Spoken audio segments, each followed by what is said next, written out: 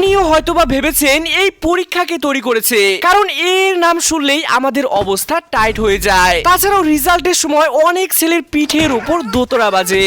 আসলে 605 খ্রিস্টাব্দে চীনে পৃথিবীর ইতিহাসে প্রথম একটি পরীক্ষা চালু করে, আর এই পরীক্ষাটি গভর্নমেন্ট পজিশনে লোক সিলেক্ট করার উদ্দেশ্যে নেওয়া হতো। এর ফলে বোঝা যেত কার কতটুকু শক্তি বা যোগ্য আছে। আর এটা দেখেই চীনের বিভিন্ন জায়গায় এক্সাম নামটি ছড়ে যায়, এবং চীনের পরেই ব্রিটিশিয়ানরাও তাদের সিভিল সার্ভিসে লোক সিলেক্ট করার জন্য পরীক্ষা চালু করে দেয়। এরপর 1900 খ্রিস্টাব্দে এই ভদ্রলোক চাচা উঠে এসে বলেন, ওই এই পরীক্ষা তো অনেক ভালো জিনিস, এটা আমাদের এডুকেশন সিস্টেমে থাকা দরকার। আর তিনি শুধু এইটুকুই বলেন, যার ফলে ধীরে ধীরে এখন প্রত্যেকটি জিনিসের মধ্যে এক্সাম। পড়াশোনা করবেন এক্সাম দেওয়া লাগবে, চাকরি করবেন এক্সাম দেওয়া লাগবে, এটা করবেন এক্সাম দেওয়া লাগবে। যাই হোক, আপনি জানলে অবাক হবেন এই পৃথিবীটা মুমিনদের জন্য একটি পরীক্ষার হল। তাই আখিরাতকে সামনে রেখে প্রতিটি কাজ করুন এবং ঈমান নিয়ে কবরে যান। নিশ্চয় সেই কবরের আযাব অনেক ভয়াবহ হবে।